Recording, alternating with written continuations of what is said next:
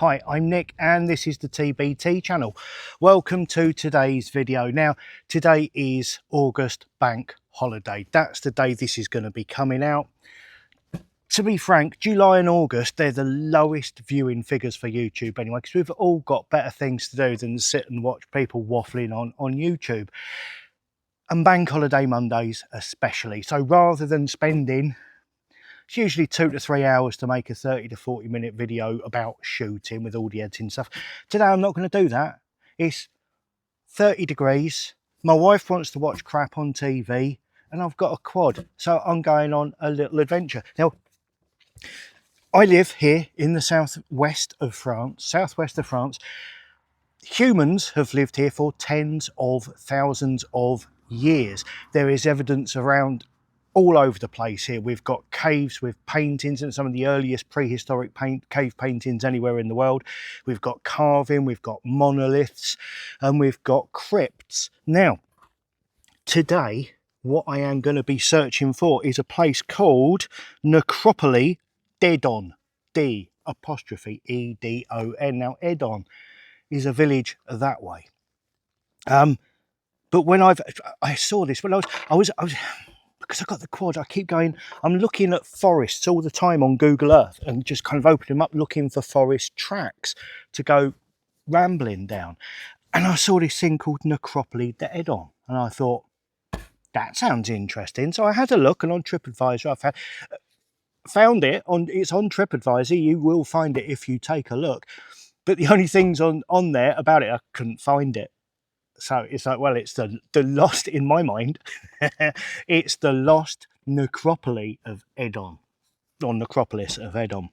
And it's about 11 kilometres away. So what I'm going to attempt to do is find it, but on my way, I want to go without using roads. Well, I will have to use roads. I've looked, I've done a little bit of research, I know roughly where I'm going. I'm going to have to use some roads. It's impossible just to go, for instance, over that hill and far away. There's no tracks, there's no trails, but I'm going to try and get there doing that. And that's all this video is going to be. If you don't want to watch some fat geezer bumbling along on his quad bike to look for something that he might not be able to find, jog on, find another video to watch. But because it's bank holiday weekend, because it's a bank holiday Monday film, I'm going to do something I enjoy. And if you want to watch it, come along, it'll be a laugh. Let's get suited up and go. So this is it, leaving my house to go approximately 11 kilometres in a straight line and see how close to 11 kilometres I can get it, using as few tarmac roads as possible. Now, I've got to use some tarmac, because for instance that road there is just a driveway into their house. They've got a lovely infinity pool there. I don't think it'd be too impressed if I jump my quad into it.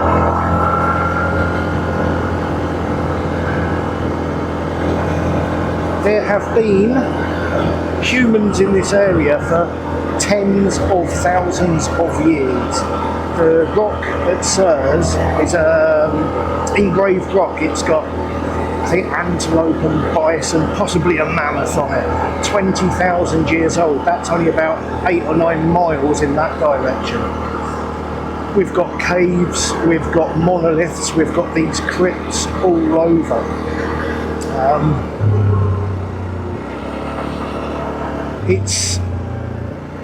It's incredible really to think how long people have been here for. So I'm coming around this way, kind of a little petit bijou detourette to show you my castle, which is just up here. Now, I say my castle, obviously it belongs to the village really, but an Englishman home is his castle. Bonjour. And strictly speaking, that should read an Englishman's home is someone else's castle, because we tend to nick them. Now this castle has been here, well, there has been a fortified dwelling on this hilltop since Neolithic times. There's archaeology going on inside of here at the moment. and it was Neolithic man was here, God knows how many tens of thousands of years ago. Then there was Gauls, there's been Romans, there's been the Crusaders, there's been the English, and there is a family that actually own and live in it now. It's been rebuilt many times over the thousands of years, obviously. And interesting, there's a few paragliders there. Don't know if I can actually turn around enough for you to see that, but I've not seen that there before. So where we're going from here, Edon, if you see that road ribboning around that way, that's the road to Edon. But we're going to go that way in as straight a line as possible. In fact, from looking at my map, we're going to go down that small lane there to Saint-Cyril, which is there, to Lamas, which is there, and I believe heading off in that direction above those houses. If you can see it, because this is not a zoomy camera, heading into those woods looks like a track. We should be following that, and we should continue going in that direction, I hope. Let's see, let's have a lot of tourists here today. It's August, isn't it? The Charente, which is where I am now, is one of the most visited tourist areas in France by the French. And Villebois, the village I live in, is a popular village in Charente for tourists because it's picturesque, very picturesque, très joli. Now this road here is the road of the squirrels, or the lane of the squirrel lane, Chemin de Recure, and my wife calls it the Bat Cave because she thinks it looks like the Bat Cave, where the way things go over the top like that. So we're not going to go down that way because that's the way we would go in a car, and that's frankly dull. So we are going to turn left here and then pick up that road over there.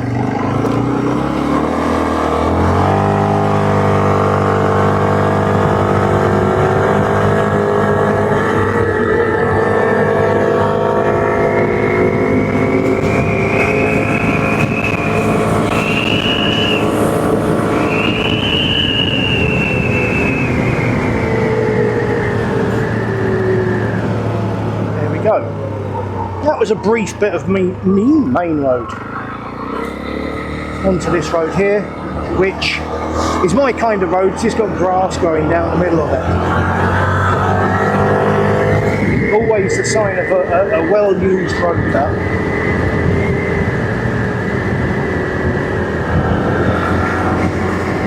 I've got my floofy microphone cover thing on my microphone inside the crash helmet. But seeing as though I can barely even hear myself, I'm not really sure you'll be able to hear me. It don't really matter. Why would you want it?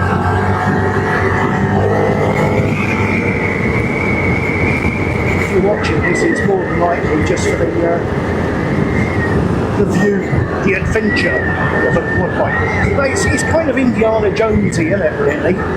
Going to look for a necropolis, a burial site, an ancient burial site that other people can't find. I've looked thoroughly on Google Earth. I've committed the route pretty much to memory, because I would have put it on a sat-nav thing and just used the sat-nav on this, but I've got to have it so I can see the screen of what I'm looking at, otherwise it won't record, I believe. I could be wrong. It's just a couple of bikers. So that was a police bike for a second. So this is Saint-Sabard, just a little hammo, not even a village really. A few houses around the church.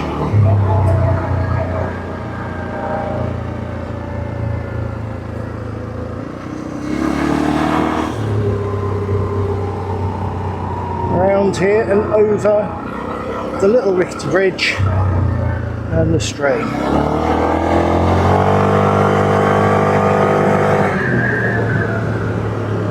And that brings us to our next sort of main road. This is the road up that way. We've got Gare de Pontereau. Down that way we have Blanzaguet down that way. But we're only using it for a few metres and then we're zipping off up here.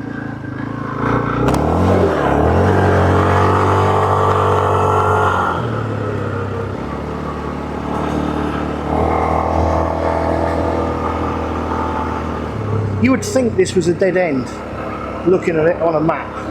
There are a couple of little tracks that lead off, and that's what we're looking for, heading off pretty much straight in that direction.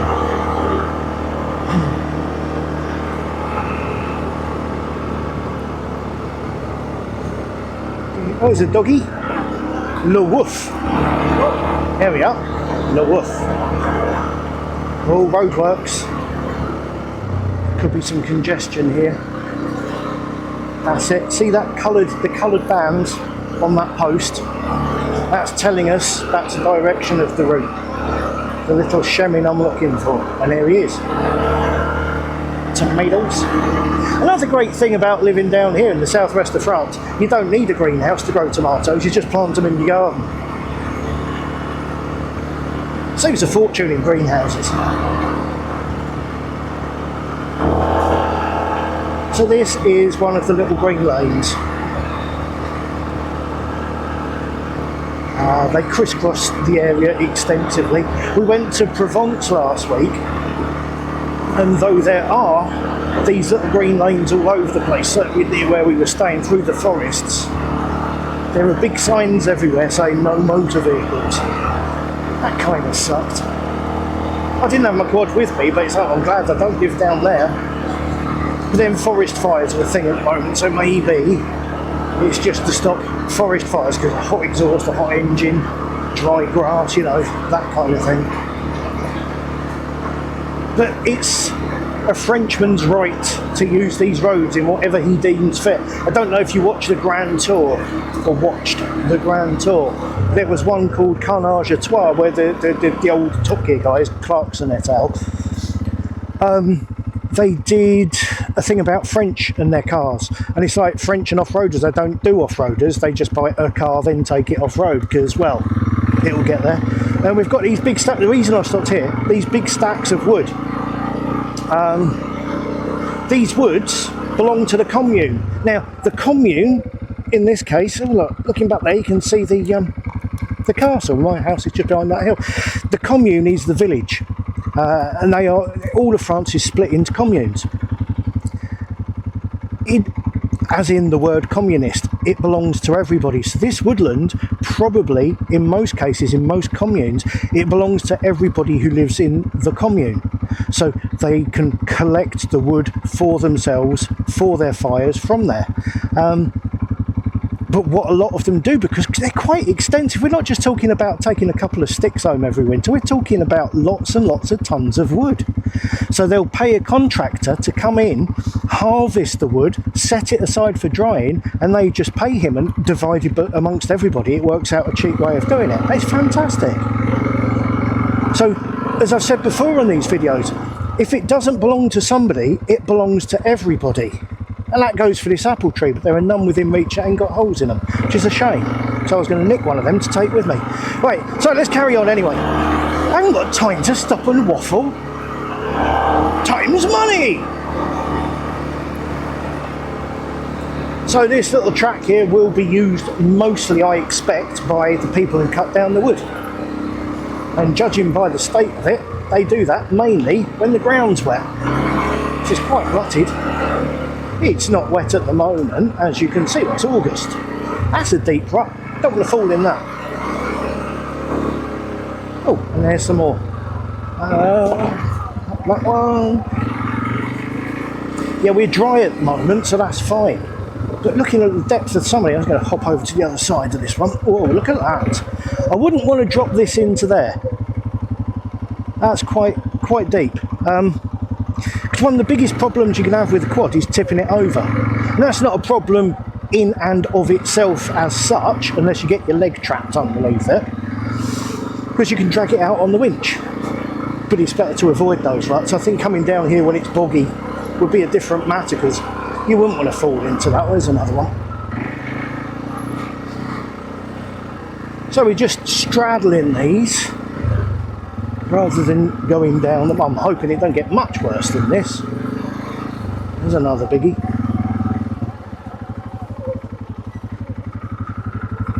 Over.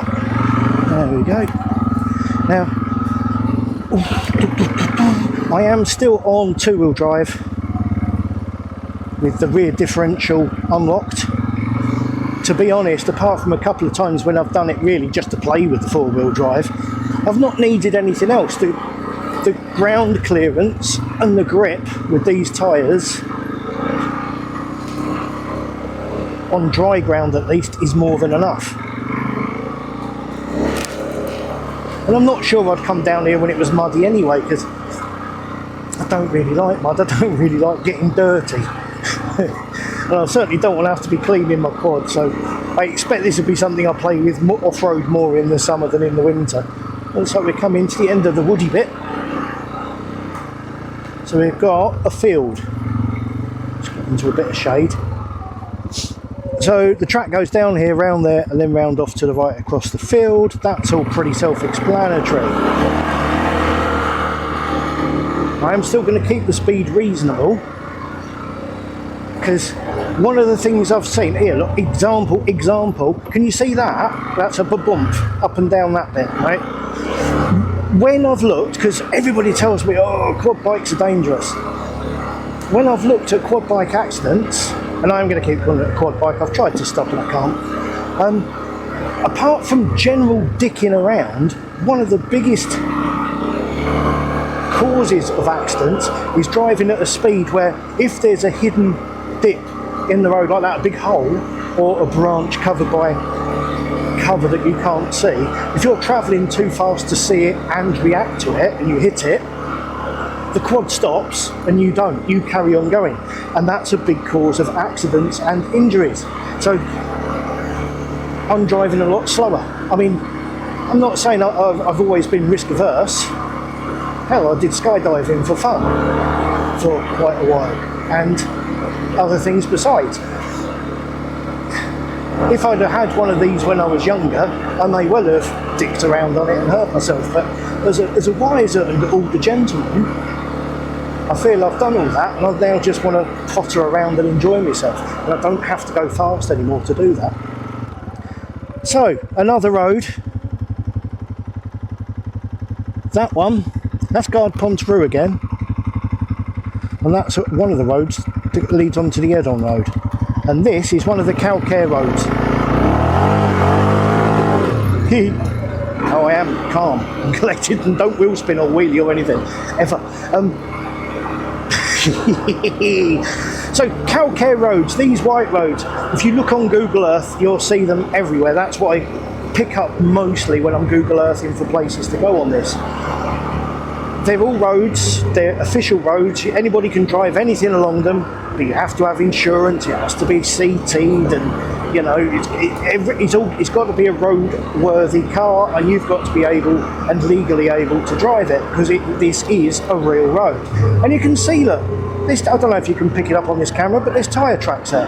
They're not 4x4 tracks, they're just normal tyre tracks. A lot of French still use these Calcare roads to get from one place to the other, because quite often they're a shortcut. Certainly you hardly ever see traffic on them, and if you were to stop here, for example, you won't hear a thing, it'll be silent. And it's lovely to come along and just park up in the shade of a tree with your picnic hamper, just have a nice picnic. And you see that as much as you see anything else. I mean, it's not common, I'm not saying it's common, but they're certainly used.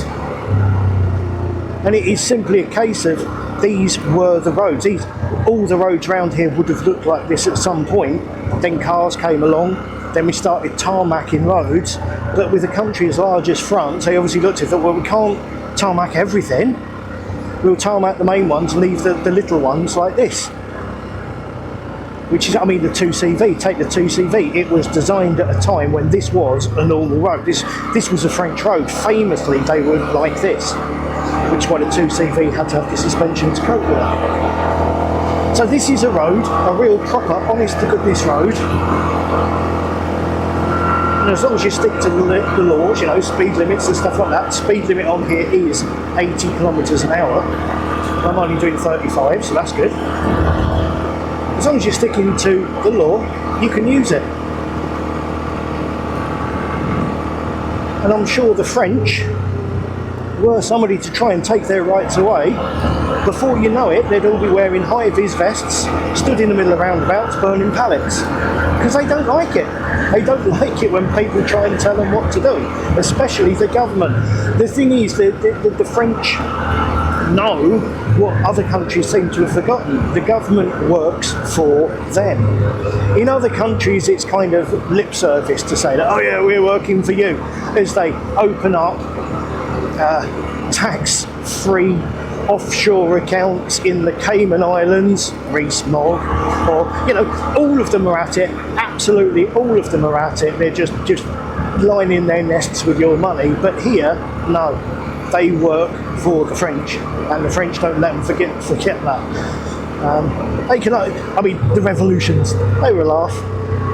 The guillotine, I still have the plans for the guillotine somewhere if anybody wants it. You know, not suggesting anything, but could come in useful in a couple of countries right now.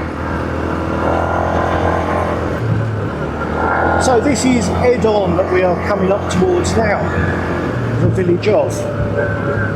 Although we are looking for the necropolis of Edon, it isn't in the village. In fact, it's not even particularly close to the village, from what I can see. And this is another bit where we're inevitably going to have to join the tarmac road. Just here. Now that house up there,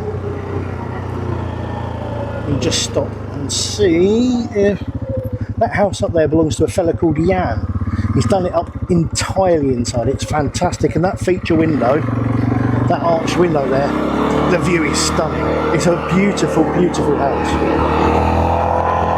His garden is too steep for my lawnmower, so it's no good to me.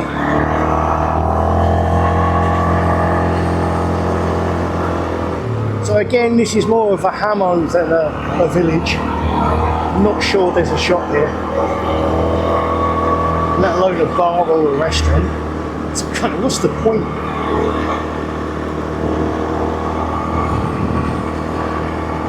I'm looking for Shaman Carbon to the right somewhere along here. Rue Carbon, that's the one.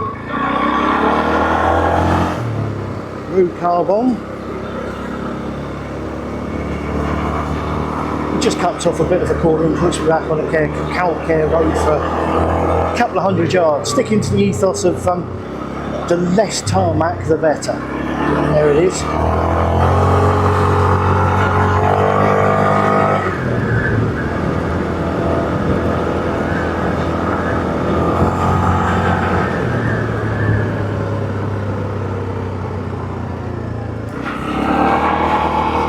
This is it. See that? That's not a trampoline. That's full of water. If there were a fire here, I keep going about. France is huge, absolutely massive, and there's massive areas of bugger all between things. So if there were a fire in the middle of nowhere, there's no water mains near here for the fire to plug into, no hydrants or anything, so they have these bags of water dotted around that they can plug into to put out fires. And we have a couple of buildings here, and we have a petrol station, so they have one nearby. Mains water's a luxury in rural France. A lot of places outside of the villages, they'll actually have a well, they'll have their own well, and they'll have a pump to bring the water up from that. Same as, you know, main sewage. It's not really a thing unless you're in a town. Now, this is the road from the castle that we would have come along had I been using roads.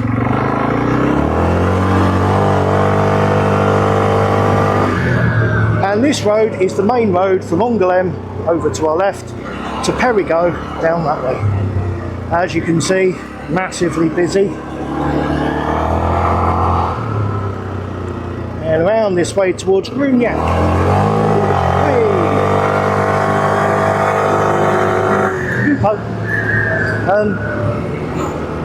Brugnac. Now, if you have been watching my channel, you'll have seen Dead Man Shooting, a video I did last October or November about my friend Mike, an old gentleman who lived in Brugnac, who died last year.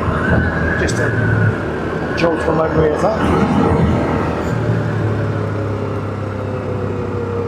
Take this turn here, and this should take me alongside the main road.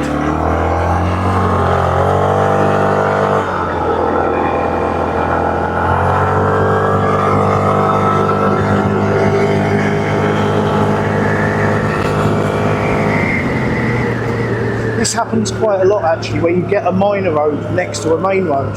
I didn't notice it particularly when I was in the UK. I don't know if it's a French thing or just they didn't have them in Cornwall.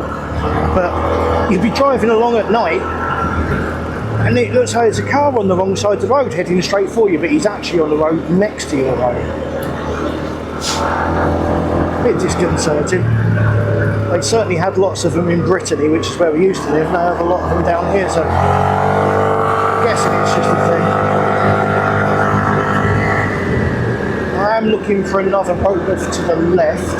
Should be a Calcare road.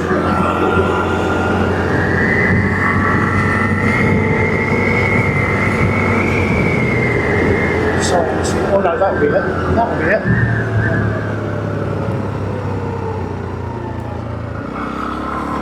Chemin de la Texade.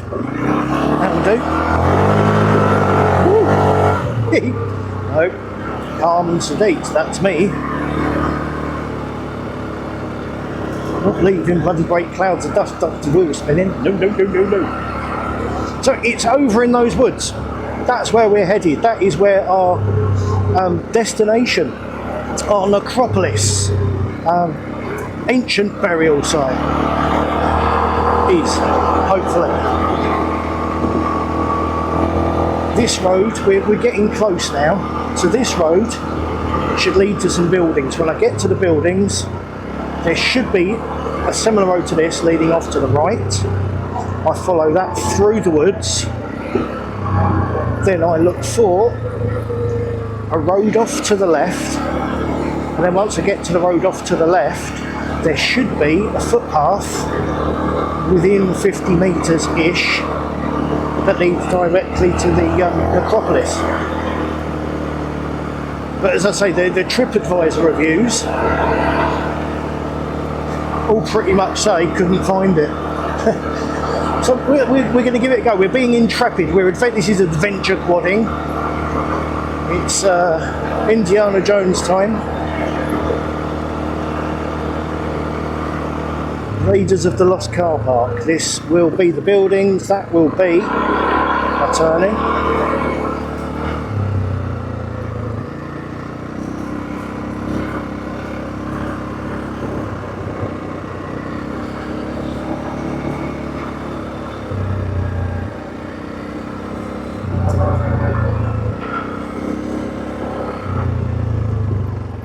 That's odd. Looks like there's vines just growing randomly in the middle of the field there. Probably somebody's grapes to make their own wine, I'm guessing.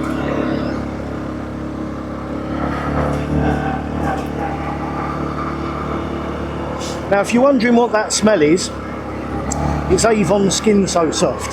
I've doused myself in it because there's all kinds of nasty wee bitey things in the woods at the moment. There's some, I think they're a kind of horsefly, but they're bloody massive. And they start biting, and it really hurts, but it doesn't hurt until a second or two after they've started. And no matter what you do then, you get a hole with blood coming out of it straight away. But then the next day or the day after, you get a bloody great raised welt on your leg. And it's invariably the legs they go for. It itches like crazy. No, that one's private. Itches for days, so I have got, I mean, the sensible no, it's not that. The sensible thing would have been to wear long trousers, obviously, but I ain't doing that.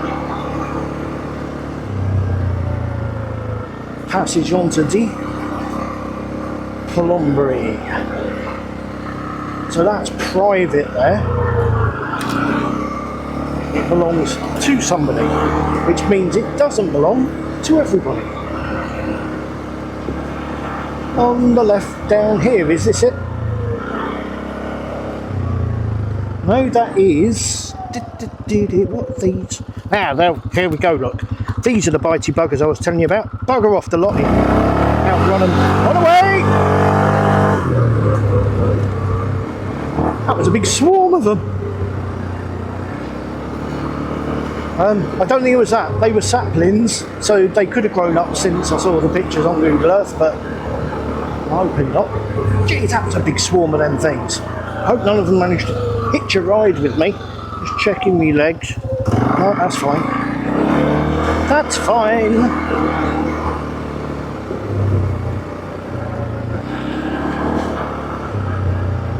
Keeping the speed up a little bit in case they are still following me. Anything off down here? Is that it? Nope.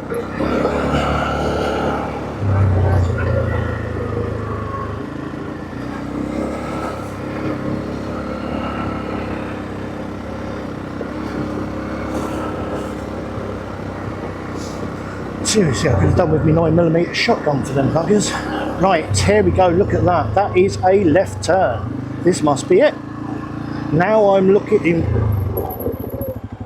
Edon Dolman, 200 metres, 50 metres, 50 metres till 12. Gee, it couldn't find it. There's a bloody saucepan with chalk on it there. How can you not find it when you're given a saucepan with chalk on it? There we go, look, Dolman. Hey, oh, it's easier than Indiana Jones, isn't it? What's that written on? That's on a silicon tube, an inside-out silicon tube. It's amazing what they had all that time ago. Felt tips, silicon tubes, non-stick saucepans. Wow, it's a bit anticlimactic, isn't it? I thought it was going to be Intrepid. It's kind of Intrepid, I guess. It's along here somewhere. Oh, there it is. Oh, look.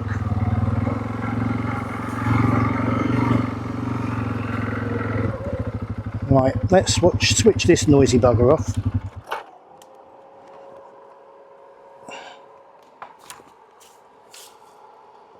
Just check there. Look, these are the bitey things. See them? Have it. Right. And this is it. This is the Necropolis, the burial chamber that's God knows how many tens of thousands of years old. You can tell we're not in the UK because firstly it's not full of empty beer cans, and secondly it doesn't stink of piss.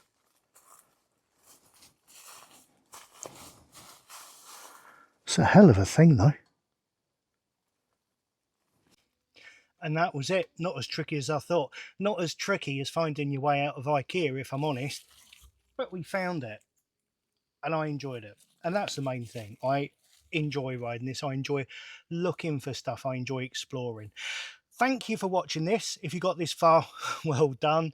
Like, subscribe, hit notifications, and I'll be back with more normal stuff soon. Goodbye.